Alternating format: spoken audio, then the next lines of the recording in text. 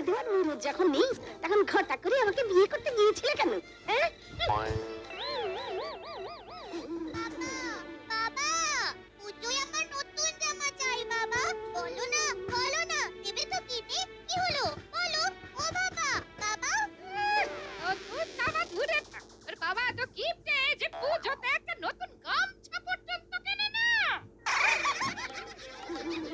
এই এক শাড়ি আমি বছরের পর বছর পরতে পারবো না। পুজোতে সবাই নতুন জামা কাপড় পরে, তাই আমারও এবারে নতুন শাড়ি চাই। তাহলে তাহলে মহিষাসুরের সঙ্গে সঙ্গে তুমিও চলে পড়বে, এই আমি বলে দিলাম। হ্যাঁ,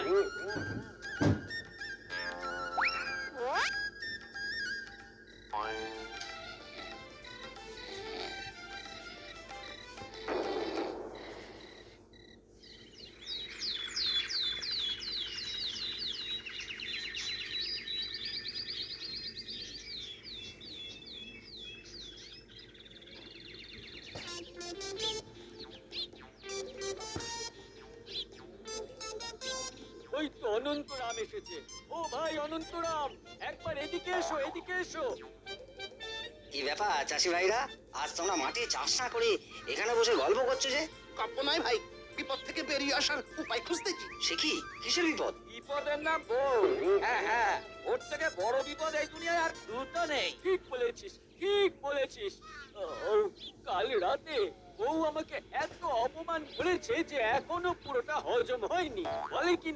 বলে কিনা আমার নাকি নতুন শাড়ি কিনে দেওয়ার মুরদ নেই। ওদিকে তো আমার বউয়ের থেকে এক কাঠি ওপরে আমার মেয়ে, হ্যাঁ, তার আবার পুজোয় নতুন জামা চাই, না কিনে দিলে কেঁদে মাঠ ভাসিয়ে দেবে। আর আমার বউ বলে কিনা পুজোতে নতুন শাড়ি কিনে না দিলে মহিষাসুরের সঙ্গে আমাকেও বিসর্জন দেবে। বুঝেছি, তাই এসব তো আমাদের সংসারে গপ্প। সমস্যাটা কোথায়? আমাদের কাছে নতুন জামা কাপড় কেনার পয়সা নেই ভাই। সংসারের হাজার একটা ঝামেলা, এই জন্যই তো আমি বিয়ে করিনি, একা মানুষ সুখে আছি। তা তোমার সংসারে যখন টাকা পয়সার ঝামেলা নেই তখন আমাদের কিছু করে পয়সা আর দাও না ভাই। পুজো নিতে গেলে ফেরত দিয়ে দেবো। না, অন্তরা আমার নেড়া, একবারই বেলতলায় যায়। আমি আগেও তোমাদের টাকা ধার দিয়েছি, তোমরা নির্দিষ্ট সময় ফেরত দেবো বলেও দাওনি। আমাকে ক্ষমা করো ভাই, যাই, অনেক বেলা হলো, এবার কাজে লেগে পড়ি। চলি ভাইরা। দেখলি কেমন আমাদের মুখের উপর ঝামার ঘষা দিয়ে চলে গেল। আমাদের মধ্যে একমাত্র এই অনন্তরামই সুখে আছে। ওর না আছে সংসার, না আছে বউ। হ্যাঁ, তাই তোর কোনো চিন্তাই নেই। তাহলে আমাদের কে কাঁধা দিবি রে? উল্টে দু কথা শুনিয়ে চলে যাবি? এ তো হতে পারে না। ঠিক বলেছিস, ঠিক বলেছিস। দাঁড়া, অনন্তরামকে দেখাচ্ছি মজা। কি করবি শুনি? শোন তবে।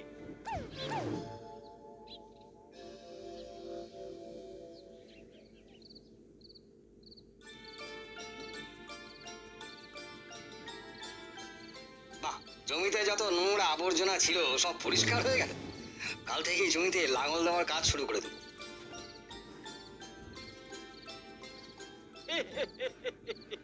নে, নে, এবার যেমন যেমন বললাম তেমন তেমন কাজ শুরু করে দে দেখি।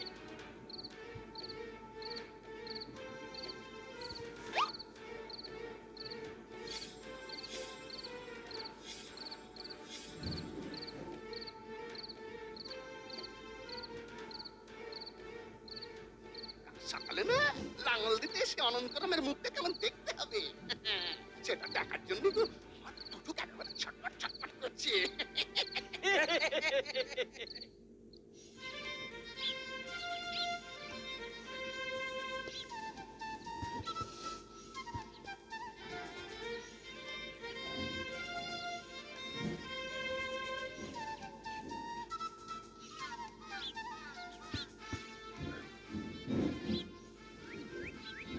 কি, গতকালই তো আমি সব নোংরা আবর্জনা জমি থেকে পরিষ্কার করে গেলাম, রাতারাতি সব আবার জায়গায় ফিরে এলো কি করে? কি হলো ভাই অনন্তরাম? তোমার মুখ দেখে মনে হচ্ছে তুমিও আমাদের মতন চিন্তায় আছো। অনন্তরামের আবার চিন্তা কিসের? ওর তো কোনো সংসারই নেই। সংসার নেই তো কি হয়েছে, চাষের জমি তো আছে। চিন্তা বলে চিন্তা, তবে সমস্যা যখন আছে তখন সমাধানও আছে ভাইরা। আর সমাধানের একটাই উপায়, আর সেটা হলো পরিশ্রম।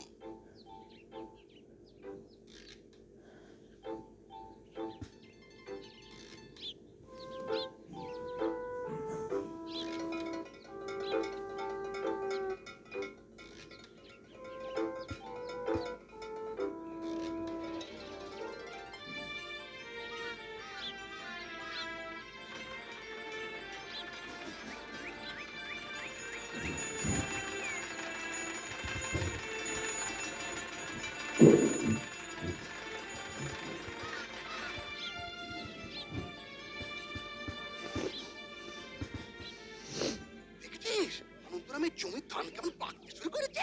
হবেই তো।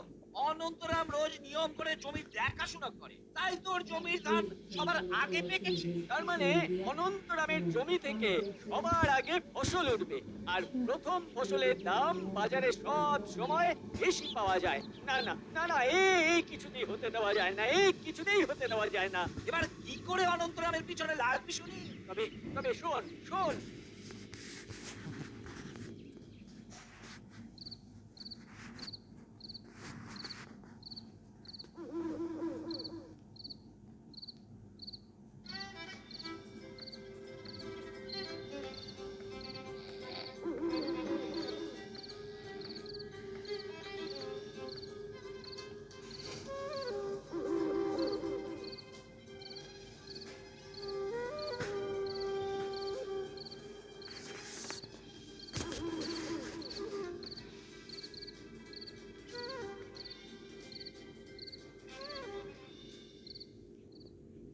হায় হায় হায় হায়, এ আমার কি সর্বনাশ হয়ে গেল!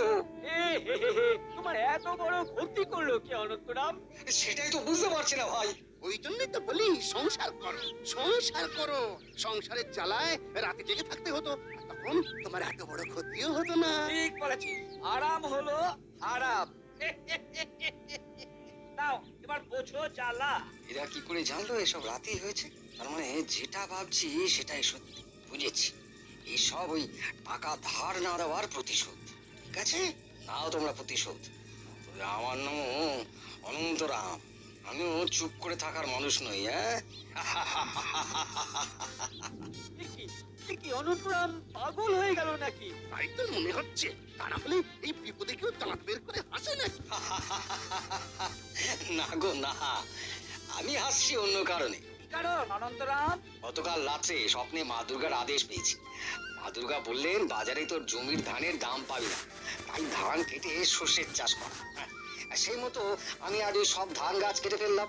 উমা, এসে দেখি আমার আগে কেউ এসে আমার কাজ কমিয়ে দিয়ে চলে গেছে। যাই, এবার ওই সর্ষের চাষের ওই ব্যবস্থা করি। এটা কেমন হলো ভাই? আমরা অজান্তেই অনন্তরামকে সাহায্য করে ফেললাম। এবারে কি করবো আমরা? ওই যে অনন্তরাম নিজের মুখেই বলে গেল ও এই জমিতে সর্ষে চাষ করবে। কাল সকালে জমিতে এসে অনন্তরাম চোখে সর্ষে ফুল দেখবে।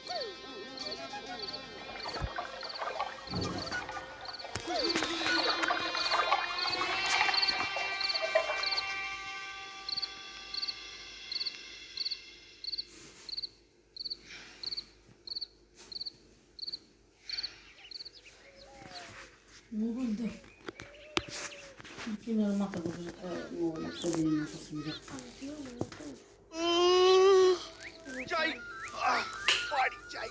বাড়ি পরে যাবি, আগে ওদিকে তাকিয়ে কাণ্ডটা দেখ।